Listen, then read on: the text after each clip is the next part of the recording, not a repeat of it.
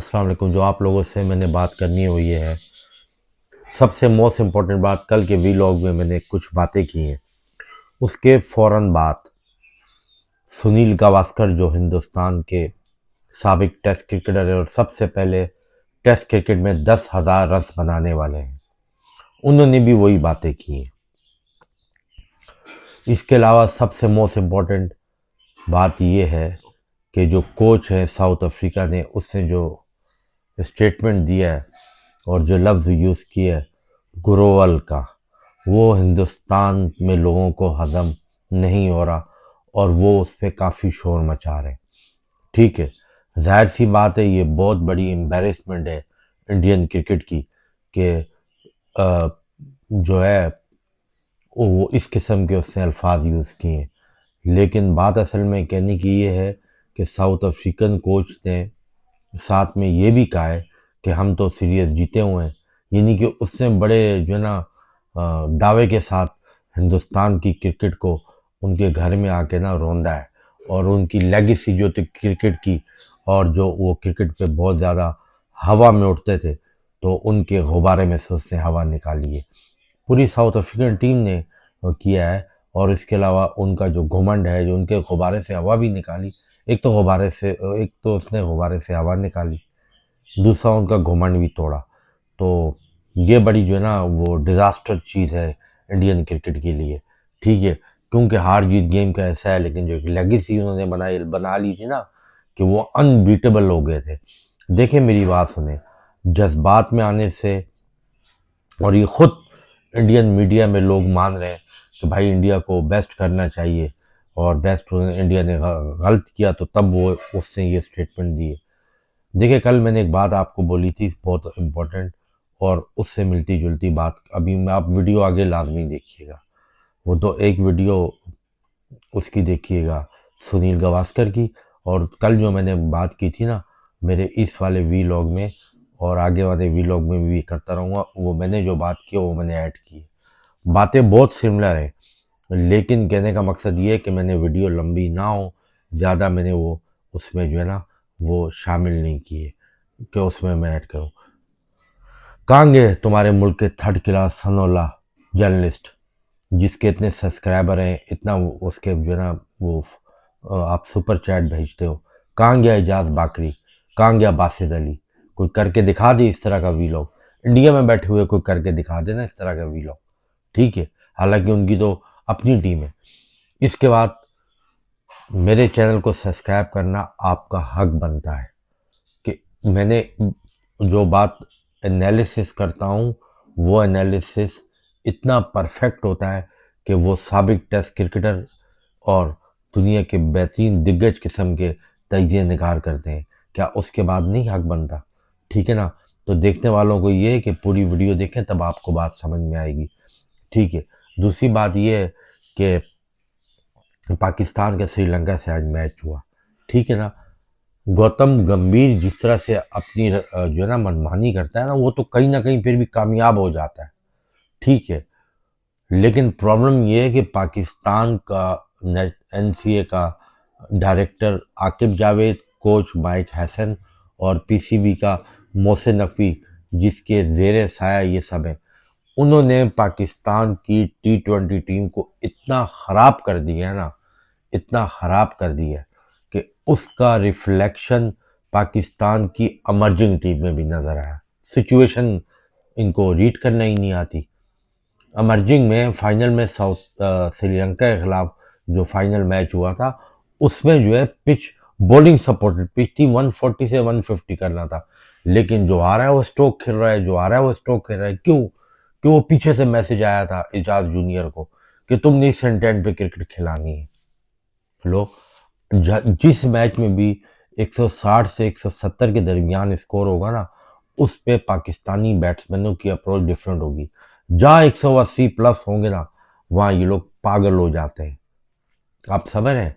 आज के वनडे की मिसाल ले लो। आज साहबजादा आया, 3 ओवर में 27 रन, 6 ओवर में 54 रन हो जाते, 48 हो जाते हैं, 45 हो जाते।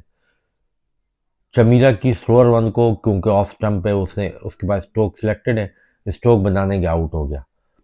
बाबर आजम की किस्मत इतनी ख़राब कि शाम अयूब 3-4 दफ़ा क्लीन, एक दफ़ा शनाका की बॉल पे बोल्ड होते हुए बचा, एक दफ़ा वो तिशन्ना की बॉल पे बोल्ड होते हुए बचा और वो 27 रन कर गया और बाबर आजम को दूसरी बॉल ही नीचे पड़ गई। वो बॉल अनप्लेएबल बॉल थी, टू बी ऑनेस्टली बात बताऊं, एकदम से नीचे हुई।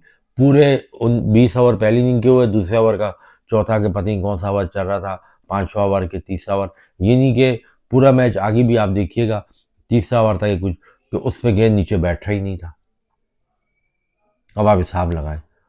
और वो इस मैच में वो बॉल पे वो उसकी जो खेलने गया तो उसकी बॉल पे बॉल ही बैठ गई। बहरहाल बाबर आजम का तो एक अलग मैटर है, वो आगे रन कर लेगा, लेकिन मेरे हिसाब से जो मोस्ट इम्पोर्टेंट बात ये है करने की, जो मैं करने आ रहा हूँ, एक बात का जवाब दे। इंडिया का तो चलो जो भी है वो उनके उनका मसला है। आज के मैच में आपने चेंजिंग नहीं की, आपको चेंजिंग करनी चाहिए थी। आपको हसन नवाज को खिलाना चाहिए था, आपने क्यों नहीं खिलाया? आप तो इसका मतलब है आप हसन नवाज को आप फॉर्मेलिटी पूरी करने के लिए, स्क्वाड में 15 पूरे करने के लिए रखा है ना आपने। आप उसके बगैर वर्ल्ड कप में जा रहे हो, ये तो इंटेंट नज़र आ गया आपका। सही है, आया जनरेशन टैलेंट था, 2-3 मैचों में नहीं चला, उठा के उसको फेंक दिया साइड पे। ये है आपकी क्रिकेट बोर्ड की पॉलिसी, ठीक है। उसके अलावा आपकी इमर्जिंग टीम से जो बॉलर आया है, आप आज बॉलिंग पे सिर्फ बात पहले बॉल करते हैं, ठीक है। क्यों नहीं खिलाया आपने इब्रार के साथ उस्मान को? मुझे एक बात का सवाल का जवाब चाहिए इन लोगों से। ये जो कोच बैठा हुआ है बाहर, ठीक है ना, टॉम एंड जेरी, क्यों नहीं खिलाया? क्यों नहीं खिलाया? और नवाज तो जहां पर कंडीशन श्रीलंका में सपोर्ट करेंगी वहां नवाज रेवेलेंट है, वरना नवाज इरेवेलेंट है, ये मैं आपको पहले बता दूं। नवाज ने आज दो ओवर में 26 दिए, उसको ओवर नहीं दिए। जो ओवर आपने शाम अयूब से करवाए, आगा सलमान से करवाए, आपने प्रॉपर स्पिनर फ़हीम अशरफ की जगह क्यों नहीं डाला? फ़हीम अशरफ ने 3 ओवर में 30 रन दिए और उससे आपने एक ओवर करवाना था, क्योंकि नवाज को 2 ओवर में 26 रन पड़ गए। इसी वजह से आपको मजबूरन फ़हीम अशरफ से 3 ओवर करवाने पड़े। पहले ओवर में उसके 16 रन पड़े थे फ़हीम अशरफ के पावर प्ले में। वो स्लोअर वन कराता है, 6 में से 4 बोले, वो प्रॉपर बॉलर नहीं है और उसकी बैटिंग भी इतनी अच्छी नहीं है। वो नीतीश कुमार रेड्डी बना इंडिया का जो है वैसे वही है, ना वो बॉलर है ना बैट्समैन है। बिल्कुल सही कहा था वसीम अकरम ने चैंपियंस ट्रॉफी से पहले कि ना वो बॉलर है ना बैट्समैन है। वो तो कंडीशन ऐसी थी यूएई की, फिर उसके बाद उससे पहले शारजा की, फिर यहाँ पर जो मैचेस हुए हैं उनमें ये जो सरफेस है ये प्योर बैटिंग सरफेस था, जो पक्का रावलपिंडी का होता है। यहाँ तो इनको बड़े आराम से 185 17-18 ओवर में चेस करने चाहिए, 4 विकेटें गिर गई। तो मेरा जो कहने का पॉइंट है वो समझने का ये है कि आपने उस स्पिनर को, आप उसको उसको आप मतलब आप ट्राई किसको करते हो? आप ट्राई इसको करते हो जो आपके फ्यूचर प्लान में होता है ना, जो आपके फ्यूचर प्लान में, इसका मतलब है उस वो फिर आप अबरार के साथ ही जाओगे, अबरार और नवाज और पार्ट टाइमर।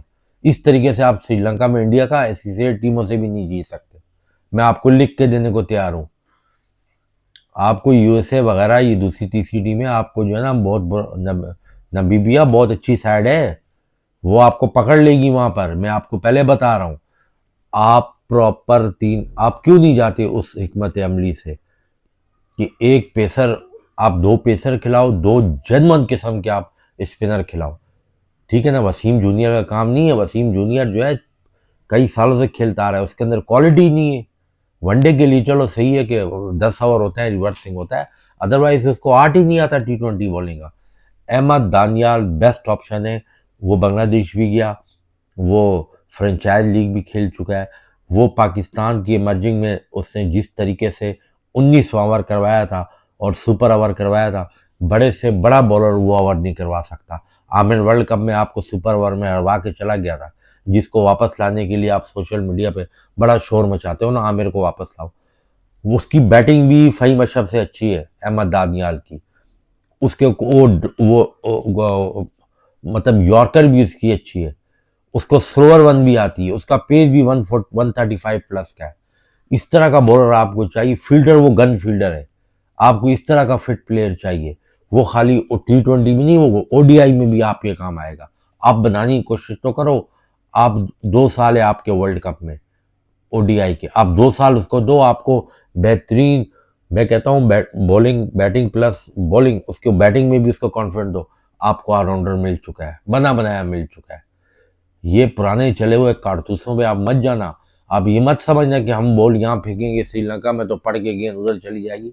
ये आप लोग की भूल है। वहाँ फुल स्पिनिंग ट्रैक नहीं होगा। क्यूरेटर ICC के होंगे, वो हत्तम इम्कान कोशिश करेंगे कि वहाँ विकेट सपोर्टेड आपको नहीं मिले। और इंडिया इस वर्ल्ड कप का होस्ट है साथ में श्रीलंका के, ठीक है। तो ये आप जो है ना ख्वाबों में मत रहें कि जी अब नवाज वहाँ फेंकेगा तो गेंद वहाँ जाएगी, अबरार फेंकेगा तो वहाँ जाएगी। आप सुफियान मुकीम को भी लेके जाओ, आप अबरार को भी लेके जाओ, आप उस्मान को भी लेके जाओ। और फ़हीम अशरफ की T20 वर्ल्ड कप में जगह नहीं बनती, उसकी जगह पे आप अहमद दानियाल को लेकर जाओ। ये मैं आपको पहले बता रहा हूँ और आप देख लीजिएगा। मैंने प्रिडिक्ट किया था ना जब न्यूजीलैंड में ये लोग यंग साइड लेके गए थे। मैं वाहिद बंदा हूँ जो वीलॉग उस ज़माने में करता था। मैं तनकीद करता था कि तुम्हें इसका रिजल्ट पता चल जाएगा, कुछ अर्सा रुक जाओ।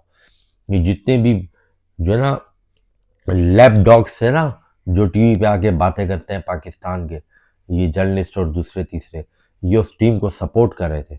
बाद में इन्होंने रिवर्स घेर मारा, बोला ओ हो यार उसको लाओ उसको लाओ उसको लाओ। मैं उस वक्त तक अपनी बात पे कायम रहा कि आप बाबर रिजवान को मत लाओ वर्ल्ड कप में, उनके बगैर जाके तो ज़रा देखो, ठीक है। और इस तरीके से आपको स्पिनर मिल गया। आपकी तो किस्मत अच्छी है कि एक अरसे बाद आपको टेस्ट मैच का बेहतरीन स्पिनर मिल गया है फैसल अकरम की सूरत में। आपको वनडे का बेहतरीन स्पिनर मिल गया है फैसल अकरम की सूरत में, सफियान मुकीम की सूरत में। T20 का आपके पास सफियान मुकीम है, आपके पास जो है ना अबरार है, आपके पास उस्मान है।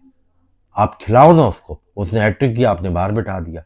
हसन नवाज को आप डोमेस्टिक में क्या T20 में क्या करेगा, आप लेके जाओ। वो आपके पास हिटर है एक नीचे, उसको आपने क्यों बाहर बिठा दिया। और by the way Usman Khan की टीम में जगह नहीं बनती। अभी तो 4 आउट हो गए, आज पता चल जाए। आज जितवाए ना वो नवाज और वो क्या नाम है फ़हीम अशरफ और उस्मान खान, आज जितवाएं। आज फ्लैट पिच, आज जितवाएं, पता चल जाएगा। बहरहाल अभी आगे आके आप ये वीडियो देखें। हुआ, मैं मुझे सिर्फ स्कोर मालूम पड़ रहा था, पर एक्चुअली क्या हुआ वो मैंने देखा नहीं। तो इस टेस्ट मैच के बारे में बात नहीं करूंगा। मैं ये सिर्फ कहूंगा कि अगर आप पिछले न्यूजीलैंड की बात करें या आप साउथ अफ्रीका की भी बात करें, तो आप ये देखेंगे कि उन्होंने बहुत अच्छी तरह से तैयारी की थी भारत का दौरा करने के लिए। न्यूजीलैंड ने भारत आने के पहले श्रीलंका में एक श्रृंखला खेली थी। वहां पे उनकी तैयारी हुई थी कि वो भारत में आके किस तरह की पिचेस पर खेलना चाहिए, क्या कॉम्बिनेशन होना चाहिए। ये उन्होंने वहां पे उनको वो अनुभव मिल गया। बिल्कुल वैसा ही साउथ अफ्रीका ने किया कि अक्टूबर में वो पाकिस्तान में जाकर वो एक टेस्ट मैच सीरीज खेली, टेस्ट मैच श्रृंखला खेली। तो वहां पे भी उनको अनुभव आ गया पिचेस पे किस तरह से खेलना चाहिए, कौन से पिचेस पर किसको खिलाना चाहिए। तो उनकी जो तैयारी थी वो बहुत अच्छी तैयारी थी। मतलब उन्होंने जो प्लानिंग की थी वो पहले से ही प्लानिंग की थी। और अगर हमारी प्लानिंग देखें तो आपने देखा होगा कि वेस्ट इंडीज सीरीज के बाद में भारतीय टीम ऑस्ट्रेलिया चली गई सफेद बॉल की क्रिकेट खेलने के लिए। ये मुझे पता है कि ये बायलैटरल एग्रीमेंट में होता है। और भारतीय क्रिकेट की जो एक ये जो मैग्नेटिक पुल है कि वो सारी कंट्री चाहती है, खास करके इंग्लैंड और ऑस्ट्रेलिया, जो बाकी बाकी बारे में भारत को, भारतीय क्रिकेट को कभी क्रेडिट नहीं देगी, पर जब टेलीविजन का मामला होता है तो फिर भारतीय क्रिकेट को बुलाती रहती है। तो ये जो श्रृंखला थी, अगर वो नहीं होती और उसके बीच में अगर रणजी ट्रॉफी मैचेस या और मतलब रेड बॉल की क्रिकेट होती, तो भारतीय जो खिलाड़ी थे वो और शायद ज्यादा बेहतर तैयार होकर आ सकते थे साउथ अफ्रीका के खिलाफ। पिछले साल की जो हार थी वो न्यूजीलैंड के खिलाफ हार थी। इस साल की जो हार हुई है अभी, वो हम ये नहीं भूलना चाहिए, वो वर्ल्ड चैंपियंस के खिलाफ हो गई है। मतलब वर्ल्ड चैंपियन ऐसे वैसे नहीं, और वर्ल्ड चैंपियंस होते हैं क्योंकि उनमें वो काबिलियत होती है कि कठिन परिस्थिति में से बाहर निकलकर मैच जीते, जैसे उन्होंने वर्ल्ड टेस्ट चैंपियनशिप फाइनल में दिखा साउथ अफ्रीका में। तो उनकी तैयारी की सनी भाई, वो मैं बात आपकी समझ गया, वो बिल्कुल सही बात है, लेकिन ना ये भी है ना कि इससे पहले भी, मतलब जो भारत में टेस्ट क्रिकेट होती थी तो आपकी टीम इधर उधर ट्रैवल कर रही होती थी, कभी वनडे के लिए, T20 के लिए। अब आप मुझे बताइए कि क्या टैलेंट खत्म हो गया है? क्योंकि मैं आज कुछ खिलाड़ियों का नाम लूंगा, केएल राहुल, ऋषभ पंत, यशस्वी जायसवाल, बड़ी उम्मीद थी और ये है भी हैं, लेकिन ये पूरी सीरीज इनकी फ्लॉप रही। और फिर मुझे थोड़ी सी हैरानी होती है ये देख के कि भारत की टेस्ट टीम से सिर्फ एक खिलाड़ी नहीं है इस टीम में, वो है शुभमन गिल, साई सुदर्शन, नीतीश रेड्डी और ध्रुव जुरेल। यस, बैट्समैन इस 11 में खेल रहे हैं। तो हुआ क्या है सनी भाई, क्या वक्त से पहले हमने कह दिया tata bye bye Rohit Sharma, Virat Kohli को कि जाइए जाइए, आपकी जरूरत नहीं है? उन्होंने भी कहा ठीक है यार, चले जाते हैं हाथ जोड़ के। नहीं, वो तो उन्होंने रिटायरमेंट जो ले ली, तो वो मुझे लगता है कि वो उन्हीं का निर्णय होगा। शायद उनके कंधे पर शायद किसी ने हाथ हाथ लगाया होगा कि जरा आप आपके फ्यूचर के बारे में कंसिडर करिए, ये शायद हुआ होगा। पर फिर भी हम ये नहीं कह सकते कि हम, अगर वो होते तो हम मैच जीतते, क्योंकि क्या हुआ, वो थे न्यूजीलैंड में, तो न्यूजीलैंड के खिलाफ लास्ट ईयर क्या हुआ, 3-0 से तो हार गए ना। फिर ऑस्ट्रेलिया में क्या हुआ? तो मतलब ये हमें नहीं कहना चाहिए कि अगर वो होते तो ये ऐसा होता, क्योंकि वो होने, जब न्यूजीलैंड से हारे थे तब तो विराट कोहली भी था, जब तो रोहित शर्मा भी था, तुम्हें 3-0 से हरा के गया था वो। रोहित शर्मा इंडिपेंडेंट कप्तान था ना, ठीक है, तो तुम तो 3-0 से हार के न्यूजीलैंड